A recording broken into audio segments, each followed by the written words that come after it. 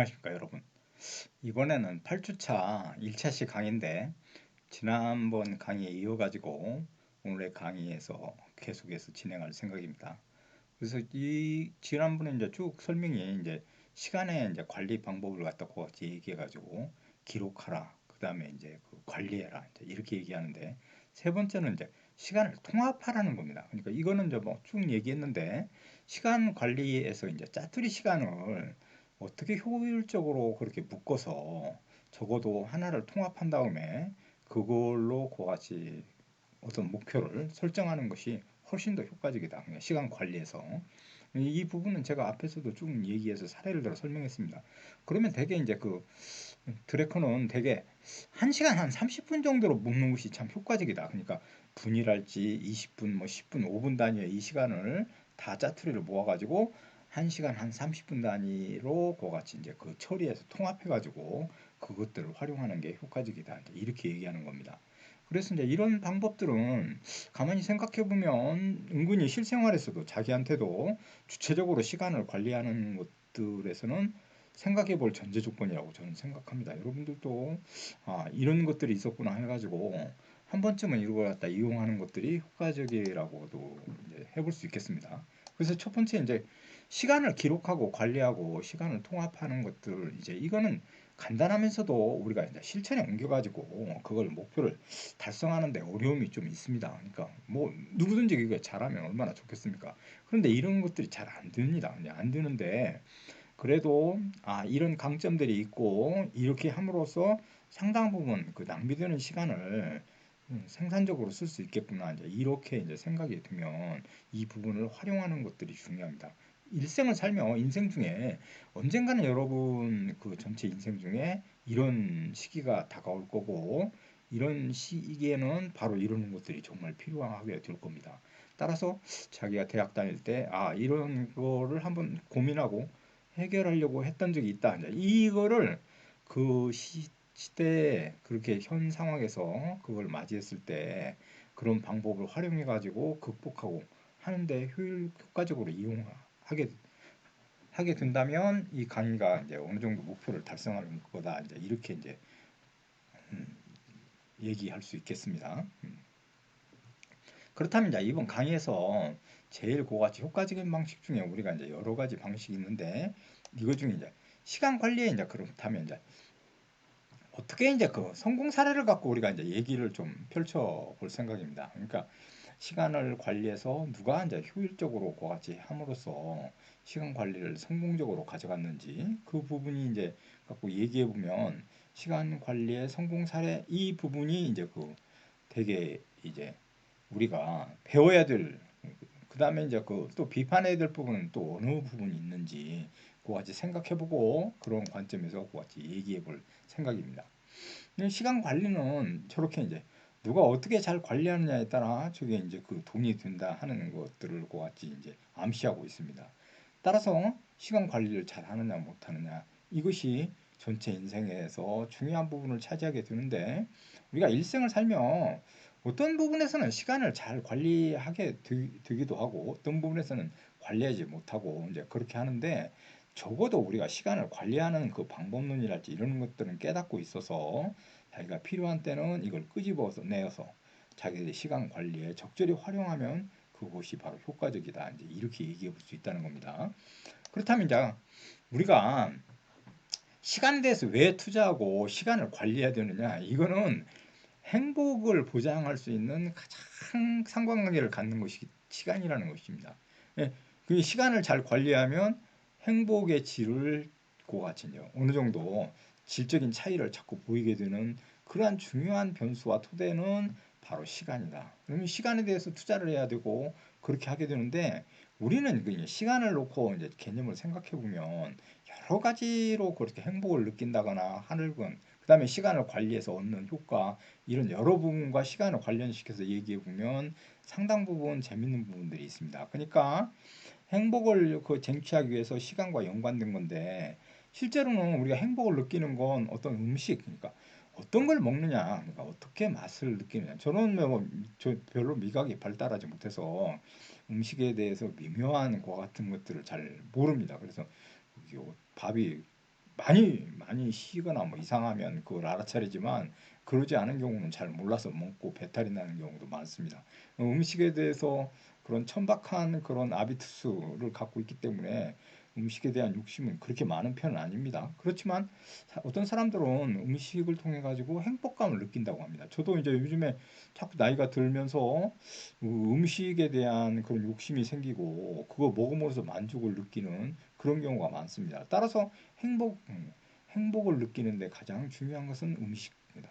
두 번째로 영화 같은 걸 보고 요즘엔 전 영화를 잘 보지 않습니다만 젊었을 때는 좀 열심히 보고 그랬던 기억이 납니다. 그래서 영화를 볼 때 행복감을 느낀다. 친구 만나가지고 그같이 얘기하는 것들이 할지 고민을 얘기하고 이러는 부분에서도 행복을 느끼는 가장 중요한 변수가 되는데 그때 그것이 시간이 중요한 거다. 이제 일을 실제로 이제 시간을 갖다가 할 때 나를 위한 그런 투자를 해야 되는데 그 시간을 활용해 가지고 그 행복을 찾아가기 위해서 투자하는 거 같은 것들이 중요한 건데 그렇다면 시간을 통해서 투자할 게 뭐냐 이렇게 묻는다면 첫 번째는 지식입니다. 그러니까 이제 대부분 우리가 이제 지식을 습득하는 단계, 여러분은 이제 습득하는 단계입니다. 실제 인간은 가만히 우리가 심리적으로 이제 얘기해 보면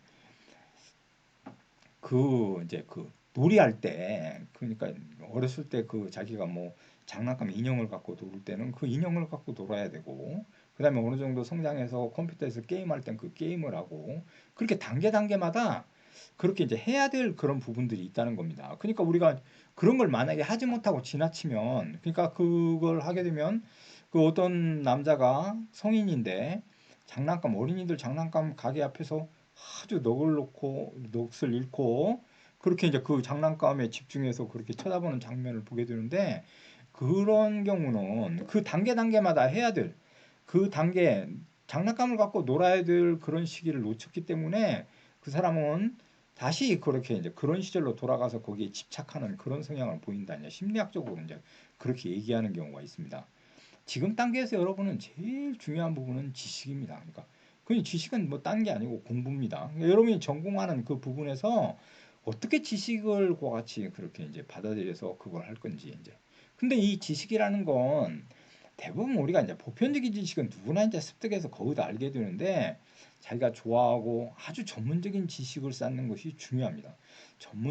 지식을 갖기 위해서는 지금의 지식의 양을 폭넓은 쪽으로 이렇게 아주 확대해 가지고 그걸 갖다가 공부해 놓지 않으면 안 됩니다. 다르게 얘기해 보면 제가 강의하는 전자공학 이쪽에서는 전자공학만 열심히 하면 되는 것 같지만 그렇지 않습니다. 그거는 예술이랄지 그다음에 미술에 대한 감상, 음악 뭐 다양한 부분의 그 문화와 같은 것들을 갖다가 접하지 않으면 안 됩니다. 그건 왜 그런 거 아니? 그 지식에 나중에 그 전문성을 쌓게 되면 그 전문성은 어디서부터 오는 거 아니? 지금까지 배웠던 보편적인 지식, 자기 전공 지식에서 오는 게 아니고 새로운 데서 이게 받아들여서 그게 이제 그런 게 적용하게 됩니다. 그러니까 전자공학 제가 확실히 그 부분은 잘 모르지만 실제로 우리가 소프트웨어를 개발한다 이랬을 때 제일 중요한 건 콘텐츠 내용인데 거기 중에 인간관계랄지 인성의 부분 이러는 것 갖고 같이 이제 얘기가 돼야 되는 겁니다. 그러니까 인간과의 그런 관계랄지 이러는 것도 컴퓨터 공학에서 그대로 받아들이게 되고 그게 소프트웨어와 연결돼 가지고 창의력과 상상력 이러는 것들이 들어가게 된다는 겁니다. 그런데 이럴 때는 전자공학만 잘해서는 안 되는 다른 것도 마찬가지입니다. 제가 다른 과 학생들이 할지 이 남학생 마찬가지로 자기 전공 지식만 그렇게 열심히 한다. 그거는 잘못된 생각입니다. 그러니까 다양한 그와 같은 학문 그거를 대학 때 충분히 그렇게 해놓지 않으시면 안 됩니다. 그래서 심리학에서도 관심을 갖고 사회학이랄지 그다음에 뭐 여러 가지 그 학문 그런 쪽에서 기본적인 지식을 같이 쌓는 것이 중요합니다. 그런 부분이 나를 위한 투자고 그것 때문에 우리가 책을 좀 많이 읽고 그렇게 해야 된다는 겁니다. 그게 이제 뭐가 되느냐? 스킬을 향상시키는 겁니다. 그러니까 제가 이제 그 머리 모양이랄지 이러는 것도 궁중의 그 머리 그냥 고전 사회에서의 그 머리 모양 이러는 것들도 다 그걸 갖다 스크랩하고 그다음에 그런 지식을 다 쌓아야만 실제로는 새로운 것이 나오게 된다는 겁니다. 그러니까 어떤 스킬을 향상시킨다. 그거는 기존의 스킬을 갖다가 무시하고 자기가 천재적으로 개발하는 게 아니고 그런 스킬들을 분류하고 그다음에 그것에 대한 충분한 전문적 지식을 갖고 있을 때만이 창의성이 나타나게 된다. 이제 이렇게 얘기하기 때문에 나를 위한 투자는 그런 스킬을 향상시키는데 좋은 것 같은 방식. 그다음에 이제 이 정신 건강에 이제 뿐만 아니라 육체적인 건강도 필요한데 그러는 것들은 이제 그런 아비투스적인 거 등산이랄지 수영 그다음에 여러 가지 그 방법을 통해 가지고 자기를 이건 등산이랄지 수영 이런 것들은 힐링을 하는 거고 그간에 받았던 지식의 이제 그 스트레스에 반대급부로 그렇게 이제 릴리스해 주는 그러니까 이완시켜 주는 그러는 것들이 중요하기 때문에 그것도 해야 된다. 세 번째로 이제 우리가 삶의 행복이랄지 이제 지식을 공유하고 그러니까 지식에 대한 그런 공유. 특히 대학에서 공부하면서 학문적으로 그런 것들을 공유해야 됩니다. 그러니까 지식에 대한 공유, 그다음에 그 보편적인 지식 그런 걸 받아들이고 충분히 할 수 있는 그런 것들을 생각해라. 두 번째로는 삶을 행복하기 위해서는 공감 능력을 길러야 됩니다. 공감 능력. 그러니까 그 이제 그 우리가 이제 그 미국에 있는 대통령 트럼프가 지금의 이 많은 사람이 지금 코로나로 죽어가고 있지 않습니까? 그런데 그거에 대한 아픔이랄지 이런 데에서는 공감을 발휘하지 않고 상당 부분 그거를 이 다른 쪽에 돌리려고 하는 그런 전략을 구사해서 미국뿐만 아니라 세계 지도자로서도 의심받는 그런 것들도 이제 야기되는데 너무 이제 그 돈에 민감하게 반응하고 그렇기 때문에 이제 트럼프의 문제점이다 이제 이렇게 지적하는 학자들도 많이 생겼습니다. 그것 중에 결정적인 건 공감 능력이 없다는 겁니다. 그러니까 이 공감 능력은 그게 뭐 많이 연습도 하고 좀 그렇게 배려도 하는 그런 휴머니티한 인간 정신으로부터 나오는 건데 그 부분에서도 우리가 관심을 갖고 해야 된다는 겁니다. 그래서 지금 코로나로 죽어가는 사람들이 그렇게 많은데 그 가족이랄지 죽어가는 사람의 아픔 이런 거에 대해서도 관심을 가져야 된다. 이제 이것이 공감의 출발입니다. 이러는 것들은 각자 개인들도 다 같이 그런 감정을 같이 갖고서 인지하고 그거 상대적인 그런 입지, 상대적인 입장 이러는 것들을 이해해주는 그런 능력이 바로 공감 능력입니다. 삶을 행복하게 하기 위해서는 공감 능력이 필요하다. 이렇게 얘기되기 때문에 그 부분에서도 시간을 어느 정도 투자해야 된다. 성찰이 이제 마지막으로 제일 중요한 부분인데 자기를 갖다가 돌아보고 반성하는 그런 기회의 장을 삼아야 된다 하는 것과 맞닿아 있습니다. 이런 부분에서 이제 삶의 행복을 보장받기 위해서는 저런 세 가지 방식이 어느 정도 필요하지 않을까 이렇게 이제 얘기해 볼 수 있다는 겁니다. 실제로 이제 시간 자원을 최적화하기 위해서 제가 이제 이걸 만들어 봤는데 우리가 이제 10대에서부터 20대, 30대 이렇게 쭉 그와 같이 얘기돼서 4, 5, 60대 이제 7, 8, 9 이제 이렇게 이제 그와 같이 나눠져 있습니다. 2015년을 기준으로 해가지고 한국인의 평균 연령이 81.4세랍니다. 상당히 그렇게 늘어났습니다. 제가 그제 뭐 지난번에 연령 그거 얘기할 때도 한국에 뭐 그냥 그다음에 이제 영국의 노동자 설명할 때도 그랬지만 그거에 같이 얘기해서 비추어 보면 81.4세. 근데 지금 태어나는 사람들은 어떤 학자들은 약 150년 정도 살 거다 이제 이렇게 예측하는 학자도 있고 어떤 학자들은 2050년 되면 죽지 않는 인간이 이제 그렇게 이제 나타날 거다 이제 이렇게 얘기합니다. 그러니까 이제 세상은 막그 변화하는 과정이 있습니다. 그런 과정 중에 남자는 77.9세까지 살고 여자는 84.6세까지 사는 그런 게 이제 한국인의 평균 연령입니다.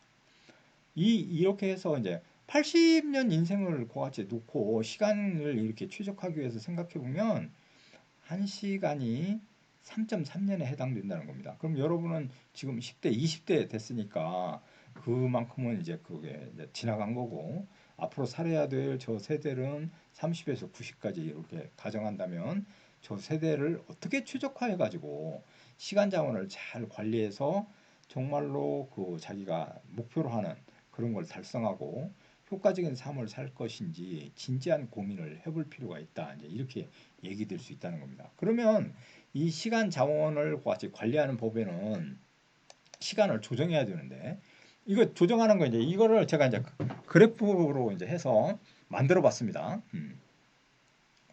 그래서 이제 현재 시간을 조정하기 위해서는 이제 현재 활용 시간을 갖다가 이제 우리 기록한 다음에 저렇게 이제 표시해 봤는데 업무 되게 이제 공부죠. 한 8시간 정도 한다 이제 이렇게 얘기하고 취침 8시간 해요. TV 시청이 2시간 반 정도. 그러니까 왔다 갔다 하는데 그 출근 공부하러 오고 그다음에 등교하고 그다음에 하교하는데 1시간 반 정도 걸린다. 자기 개발하는데 1시간 정도 투자한다. 이제 이렇게 됐는데 이런 걸 갖다가 이제 변경시키기 위해서 그러니까 이제 그 공부하는 시간은 8시간 그거는 이제 변경 불가능한 그런 항목이고 취침 같은 경우는 8시간인데 변경 가능한 항목인데 여기서 1시간을 줄이자는 겁니다. 그러니까 7시간 정도 자는 거예요. TV 시청하고 게임 했는데 이거를 2시간 반 정도 했는데 이거를 2시간 정도로 줄이고 그 다음에 등하교 시간은 이게 변경 불가능한 항목이기 때문에 그대로 놓고 그래서 이제 자기 개발에 저같이 줄였던 걸 갖다가 투자하게 되면 상당 부분 시간을 재조정하고 활용할 수 있는 그런 것들이 될 수 있다. 그러니까 사례를 들어서 설명한 겁니다. 따라서 이게 한 번쯤 이런 방식을 통해 가지고 자기가 시간을 얼만큼 낭비하고 그 다음에 잉여 시간이 얼마나 되는지 파악한 다음에 이런 방식으로 그같이 하는 거는 좋은 방법인 것 같습니다. 그리고 이 시간을 재조정한 다음에 자기 개발하는데 그렇게 투자한다는 건 진짜로 중요한 겁니다. 우리가 어떤 일에서 계속해서 그 시간을 활용해 가지고 집중으로 투자하게 되면 어느 순간에 그 전문가가 됩니다. 그러니까 그런 방법에서 상당 부분 그러니까 우리가 그 부분에서는 시간을 재조정해서 활용하는 방식이 상당 부분 좋은 것들이다. 이렇게 얘기가. 그다음에 변경 불가 시간을 우리가 만약에 축소하게 되면 어떤 현상이 일어나느냐?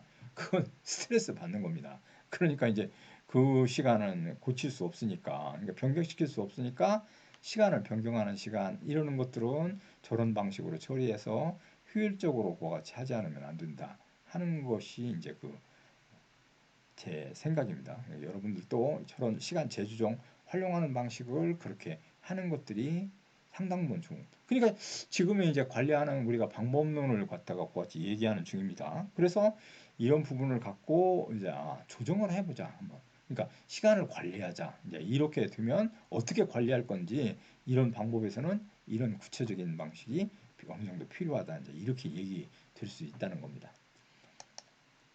그 다음에 이제 그 얘기 중에 이제 우리가 시간을 이제 그 관리자들, 그러니까 시간을 잘 관리한 사람들 이제 표본을 꺼내서 이 사람들의 그 삶이랄지 그러는 것들을 통해 가지고 얻을 수 있는 것이 무엇인지 이제 그 부분을 우리가 이제 얘기해 보자는 겁니다.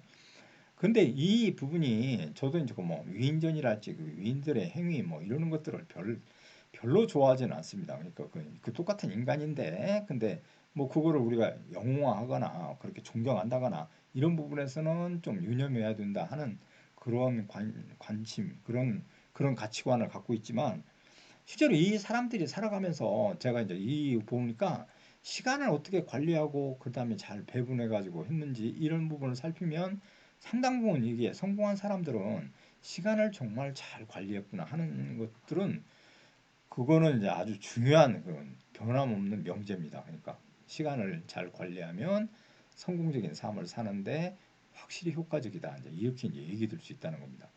그래서 우리가 그 성공적인 삶을 살았던 사람들에 관해서 배울 게 무엇인지 그냥 똑같은 방식으로 우리가 그렇게는 살 수 없지만 적어도 그 사람이 살았던 그 방식 중에 자기가 체득해가지고 장점으로 활용할 수 있는 부분은 무엇인지 이걸 깨달아서 그걸 활용한 다음에 자기 가치관과 자기의 삶에서 변화를 끌어낸다면 그거는 현명한 사람입니다. 그렇죠?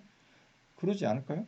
근데 여러분들도 마찬가지로 그런 방식으로 해야만 된다. 이제 저는 그렇게 생각하고 이것 중에 꼭 그렇게 하라는 건 아니지만 적어도 저런 CEO랄지 성공적인 삶을 살았던 사람들의 삶의 방식에서 우리가 얻을 수 있는 그런 방식은 무엇인지 이제 이런 것들을 같이 깨달아서 해보자 하는 겁니다.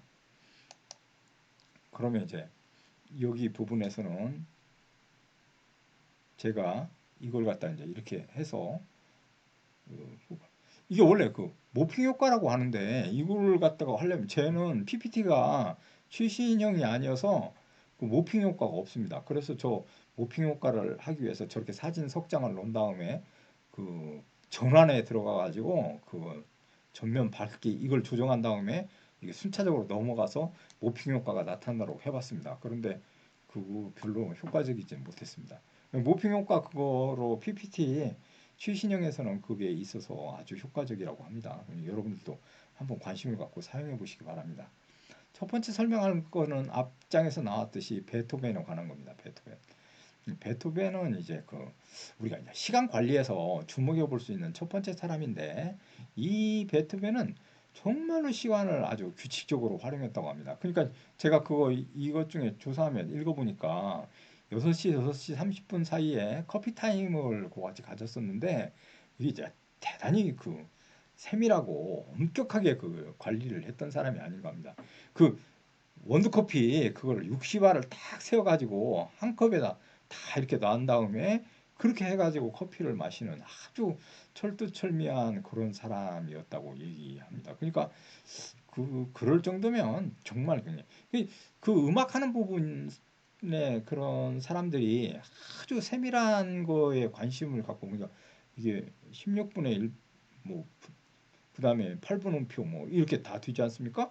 그러니까 그 부분을 정확하게 그렇게 따져야 되니까 그런 성격의 사람들은 그럴 수밖에 없을 거라고 생각이 듭니다. 그 다음에 이제 두 번째로 주목해 볼 수 있는 건 아침 6시 30분부터 오후 2시 30분까지 작곡을 했답니다. 그러니까 아주 집중적으로. 그 다음에 이제 그것이 끝나고 나면 와인과 함께 아주 여유로움을 갖고 만찬을 한 다음에, 그러니까 밥을 먹고 그 다음에 이제 산책을 하는데 그냥 하는 게 아니고 주머니에 악보와 그 다음에 그 연필을 꼭 갖추고 간 다음에 어떤 아주 혁신적인 생각과 새로운 생각들이 나면 그걸 바로바로 메모하고 암기하는, 거기다 이제 메모해 놓는 이런 습관을 같이 가졌다고 합니다.